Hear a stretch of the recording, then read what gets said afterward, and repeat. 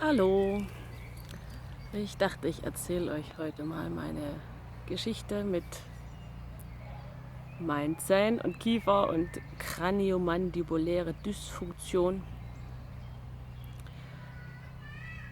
Ich wusste am Anfang oder einige Jahre gar nicht, was ich überhaupt habe. Probleme habe ich schon ziemlich früh gehabt. Also ich habe schon als Kind immer Kopfschmerzen gehabt und keiner wusste warum. Chronische Spannungskopfschmerzen eigentlich fast jeden Tag, zum Teil richtig schlimm.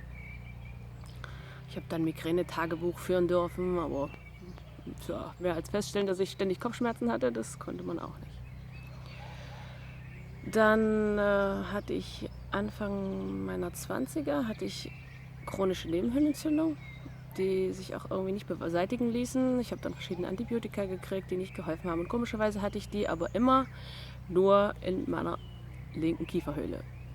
Sonst hatte ich keine Probleme, nur da. Die linke Kieferhöhle war ständig entzündet. Ich habe dann sogar eine Operation machen lassen, weil mein Nasenseptum war verkrümmt und deswegen habe ich auf der Seite weniger Luft gekriegt. Und der HNO-Arzt meinte dann, ja, das ist dann so das Letzte, was man macht, wenn alles andere auch nicht hilft. Habe ich dann also machen lassen. Seitdem kriege ich auch gut Luft auf der Seite. Und nach über einem Jahr sind dann auch die Nasennebenhöhlenentzündungen weggegangen. Und ich bin seitdem eigentlich frei davon, außer dass ich immer, wenn ich erkältet bin, halt zuerst auf der Seite kommt und dann läuft es da so hinten in den Hals rein und so aus der Nebenhöhle. Aber das ist okay. Dann habe ich gleichzeitig auch Ende also 1920 so angefangen, auf der Seite hier vorne zwischen dem Eckzahn und dem Zahn dahinter, da war immer das Zahnfleisch entzündet und immer geschwollen und ist zurückgegangen. Und ich war bei verschiedenen Zahnärzten und der eine meinte, ich putze nicht genug oder ich soll halt Interdentalzahnbürsten verwenden. Und komischerweise war es halt nur da, ne? Überall anders hatte ich es nicht. Ich habe dann fleißig Interdentalzahnbürsten verwendet, hat natürlich auch nicht geholfen. War ich wieder bei einem anderen Zahnarzt, der meinte dann, dass da vielleicht die Füllung zu hoch ist und hat da die Füllung ein bisschen abgeschliffen. Ja, so der Erfolg, naja, ich dachte mir, haha, vielleicht liegt es daran, dass meine Füllungen nicht richtig eingeschliffen sind, vielleicht zu hoch oder keine Ahnung. Also war ich dann öfters wieder beim Zahnarzt und habe da, wo ich dachte, es ist zu hoch oder passt nicht, wollte ich dann, dass da geschliffen wird. Es gab dann ein paar Termine, wo ich dann wieder zum Schleifen war und ich wusste nicht, dass das keine gute Idee ist und die Zahnärztin, die ich da in Schweden hatte, die wusste das auch nicht. Es hat aber irgendwie auch nicht geholfen. Also meine Beschwerden sind dadurch nicht weniger geworden. Und bis ich dann mal auf einen Zahnarzt gestoßen bin, der dann zufällig da war, weil die im Urlaub war, der dann meinte, nee, Schleifen ist ganz schlecht, das ändert das Problem überhaupt nicht. Okay, habe ich gedacht, also gut, Schleifen also doch nicht. Also das Schleifen hat nichts gebracht, außer dass ich jetzt Zahnspitzen weniger habe und ich deswegen zum Beispiel Apfelschale nicht wirklich kauen kann mehr. Ja, genau. Das war der Erfolg vom Ganzen.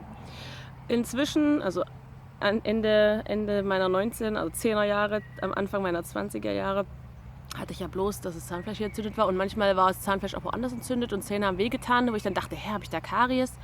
Und dann bin ich zum Zahnarzt und der Zahnarzt hat aber nichts gefunden oder hat dann gebohrt, aber es war keine Karies drunter. Da bin ich dann schon vorsichtig geworden, einfach zum Zahnarzt zu gehen, wenn ich Zahnschmerzen hatte, weil ich wusste, das ist nicht unbedingt Karies, sondern einfach nur, ja, was ist es? Irgendwie eine Überbelastung meiner Zähne, aber warum, wusste ich auch nicht. Dann habe ich ein paar Kinder gekriegt, inzwischen 6.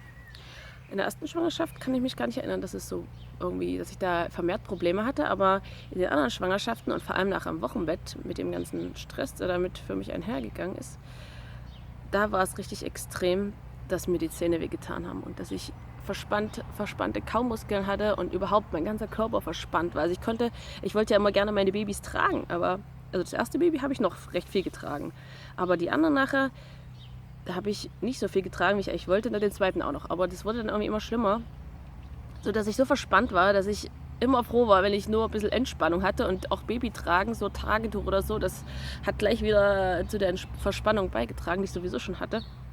Also ich war echt wahnsinnig verspannt und habe mich immer massiert und massiert und vor allem den Nacken. Aber ja, Kiefergelenkknacken kam noch dazu. Und ich habe festgestellt, dass mein Unterkiefer nach links verzogen war. Ich konnte ihn gar nicht gerade schließen, sodass die Schlitze übereinander gekommen sind, sondern der immer nach links. Und mir dachte, hey, kann das sein? Habe ich im Internet recherchiert. Dann bin ich dann auf CMD natürlich gestoßen, Kraniomandibuläre Dysfunktion. Ich habe mir dann so eine Aufbissschiene gekauft, die nicht so teuer ist, den Aqualizer. Den habe ich dann getragen. Das ging auch so, aber so richtig zufrieden war ich mit. Also der hat auf jeden Fall die Entspannung. Wenn ich den eine Nacht getragen habe, waren die Verspannungen am nächsten Morgen erstmal weg. Aber so ganz, also meine Zunge ist dann zwischen die Zähne gegangen, weil es geht hinten zwischen die Backenzähne. Das sind so 2 Wasserpolster, die hinten zwischen den Backenzähnen sind. Und dann sind die Zähne vorne ein bisschen auseinander. Meine Zunge ist dann immer hier so zwischen die Zähne nachts und dann, das war irgendwie. Genau, also ich habe den immer nur verwendet, wenn es wirklich schlimm war. Und ich habe auch anderes ausprobiert. Also ich habe mir dann von einem Zahnarzt so eine Knirscherschiene machen lassen, die aber auch nichts gebracht hat. Die habe ich nur zerbissen und man konnte genau sehen, wo immer die Abriebspuren sind vom nächtlichen Zähneknirschen und Pressen. Also ich habe nachts immer Zähne geknirscht und gepresst. Und extrem halt immer im Wochenbett und so im ersten Babyjahr, wo halt mehr Stress war. Und sämtliche Entspannungsgeschichten, das hat...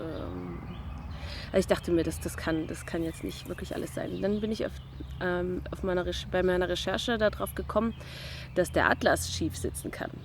Und deswegen auch mein Unterkiefer schief ist und mein ganzer Körper war ja schief. Also ich war ja nicht nur hier verspannt, sondern Knie, Hüfte, Schultern hinten und vor allem rechts und der rechte Ellenbogen. Also ich hatte Verspannung immer an bestimmten Stellen. Ich habe da mich schon in Schweden, also wir haben ja 6,5 Jahre in Schweden gelebt, habe ich mich in Schweden schon drüber informiert. Nur da war der nächste Atlas-Therapeut irgendwie 4 Stunden weg in Stockholm. Und das konnte ich mit kleinen Kindern einfach nicht machen und dann habe ich es wieder fallen lassen. Aber jetzt, wo wir hier wohnen, im Elsass, da war der nächste Atlas-Therapeut nicht so weit. Und da habe ich das dieses Jahr, im Frühjahr, war ich da und habe mir mit Atlantotech den Atlas korrigieren lassen. Und das hat interessante Resultate gebracht. Also seitdem ist mein Unterkiefer wieder zentriert. Meine ganzen Verspannungen, die ich hatte, sind zum größten Teil weg. Also vor allem, also so Hüfte merke ich noch, vor allem wenn ich Stress habe. Und ein bisschen Schulter auch. Und ich bin immer noch extrem im Nacken verspannt. Aber so Knie und Ellenbogen und das meiste, was ich in der Hüfte hatte, das ist weg. Und vor allem bin ich wieder gerade. Also vorher war meine eine Schulter immer höher. Und mein Becken war auch schief. Aber bei den Schultern habe ich es immer gesehen. Und mein Kopf war auch schief. Wenn ich vor dem Spiegel stand, habe ich immer gedacht, versucht meinen Kopf gerade zu rücken, aber es ging gar nicht. Und das ist alles seit der Atlas-Korrektur wieder gerade. Nur jetzt merke ich meinen Fehlbiss, den ich bis dahin nicht so richtig gemerkt habe. Also ich habe immer gemerkt, mein Kiefer passt irgendwie nicht aufeinander und liegt es an irgendwelchen Zähnen oder Füllungen oder sonst was. Und jetzt merke ich ganz deutlich, dass hier vorne auf der Seite ist mein Oberkiefer so eng, dass er nicht richtig auf den Unterkiefer passt. Und obwohl die Unterkieferzähne schon so nach innen geklappt sind, halb, beiße ich da auf 2, 3 Zähne drauf. Und wenn mein Kiefer gerade schließt, dann habe ich eigentlich nur hier Kontakt. Und deswegen sucht mein Kiefer dann auch eine Position, wo er halt mehr Kontakt hat und verschiebt sich nach links. Und auf Dauer, die ganzen Kräfte, die da wirken, hat das halt offensichtlich meinen Atlas verschoben, der jetzt wieder gerade ist. Aber dafür kann ich nachts nicht mehr richtig schlafen, außer ich benutze eine Schiene. Und der Aqualizer, der geht da nicht so richtig. Ich habe mir aber selber was gebastelt, das stelle ich euch mal noch in einem anderen Video vor. Und damit funktioniert das jetzt gerade richtig gut und ich überbrücke damit jetzt die Zeit, bis ich eine Dauerlösung hoffentlich bekomme. Genau. Ich hatte meine Weisheitszähne immer. Die Weisheitszähne spielen auch noch mit einer Rolle. Und der Weisheitszahn hier hinten, der hat den Biss irgendwie immer abgestützt. Nur dann hatte ich da ein großes Loch drin, durch meine Haferflockengeschichte. Davon habe ich ja in einem Video auch mal erzählt. Und als mein 5. Kind noch ziemlich klein war, Baby, ein paar Monate, da habe ich auch wieder nachts im Stress gebissen. Und eines Nachts habe ich mir diesen Zahn, der sowieso schon ein Loch hatte, habe ich mir komplett zerbissen. Also ich bin aufgewacht, weil mir der Schmerz durch den Zahn fuhr, weil ich da so drauf gebissen habe. Ja, der Zahn war dann damit erledigt und damit auch die Stütze hier drüben für meinen Kiefer. Und seitdem sind die Zähne hier auf der Seite stärker belastet, weil die Stütze hier drüben weggefallen ist. Ja, das heißt, ich habe hier ziemlich Zahnschmerzen oft, wenn ich kaue. Vor allem der eine Zahn da, der macht mir Sorgen. Und deswegen nehme ich jetzt das in Angriff. Ich habe einen Zahnarzt gefunden, beziehungsweise einen Kieferorthopäden, der mir hoffentlich helfen kann. Aber das erzähle ich ausführlicher in einem anderen Video. Jedenfalls fange ich da jetzt die Behandlung an und ich dachte, dass ich das auch mit Videos dokumentiere, mein Fortschritt, wie es das für mich ist und ob das den Erfolg bringt, den ich mir davon erhoffe. Ich hoffe das sehr, weil wenn ich keine Lösung bald kriege, dann verliere ich Zähne und da habe ich keine Lust drauf. Ja, das war so meine Leidensgeschichte mit der CMD. Ich hoffe, dass sich vielleicht einer darin wiederfindet oder vielleicht das für jemanden so ein paar Anstöße gibt, um weiter zu suchen, wo die Probleme herkommen können, weil das Ganze wird ja so gern in die Psycho-Ecke geschoben. Aber natürlich spielt die Psyche eine Rolle. Also wenn ich Stress habe, dann beiße ich natürlich mehr. Aber dass man überhaupt beißt und knirscht und Zähne presst, das hat halt andere Ursachen. Bei mir in dem Fall, dass mein Oberkiefer zu kurz ist und mein Unterkiefer dadurch keine entspannte Position finden kann. Also mein Unterkiefer, wenn der entspannt wäre, dann würde der hier vorne schließen. Also dann würden meine Zähne bündig sein. Das ist ja normalerweise, das geht ja nicht. Deswegen müssen meine Kaumuskeln den Unterkiefer zurückziehen und dann ist natürlich sofort Anspannung drin, um Schluss zu finden. Und diese Anspannung, die führt zu einer größeren Anspannung und bei Stress erst recht. Und der Kiefer nachts, wenn man schläft, versucht in eine entspannte Schlussposition zu finden. Und wenn er die nicht findet, dann sucht er die. Und dann wird geknirscht und gepresst und gemacht, weil der Biss kann sich ja anpassen durch Knirschen und so. Da können ja die Zähne eingeschliffen werden. Aber wenn alles nicht passt, wenn der Oberkiefer zu klein ist und das also nicht so herzustellen ist, dann hat man halt einen chronischen Dauerzustand, der zu nichts führt, außer zu immer mehr Schmerzen und am Schluss Zahnverlust. Ja, und das will ich nicht. Die Behandlungsmöglichkeiten sind in Deutschland, sagen wir es mal so, die meisten Kieferorthopäden und Zahnärzte haben nicht wirklich Ahnung. Meistens kriegt man irgendeine Aufbissschiene und in den meisten Fällen kostet die einen Haufen Geld und bringt nicht viel. Deswegen gehe ich jetzt zu einem Kieferorthopäden, der in den USA ausgebildet ist und der eine Schiene anbietet, die den Oberkiefer nach vorn wachsen lässt. Und damit das Problem also wirklich löst. Also ich habe da viel gelesen dazu in englischen Foren und das funktioniert wohl tatsächlich. Und das ist halt was anderes als nur Zähne rumschieben, weil mir fehlen wohl ungefähr 1 Zentimeter Oberkiefer nach vorn. Und das macht sich bemerkbar. Und mit der Schiene wird es hoffentlich in ein paar Monaten anders aussehen. Ja.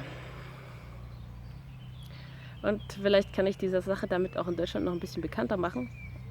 Weil bis jetzt gibt es echt nur ganz wenige Kieferorthopäden in Deutschland, die das machen und die das überhaupt kennen. Die meisten Kieferorthopäden, die schieben nur Zähne rum. Oder die meisten Zahnärzte, die CMD auf dem Schild stehen haben, die fertigen halt Aufbissschienen an, die den Kiefer entlasten sollen und das war's. Also die lösen nicht das Problem, das ursächliche Problem, sondern verschaffen halt eine Symptomlinderung, was auch nicht schlecht ist, wenn es funktioniert.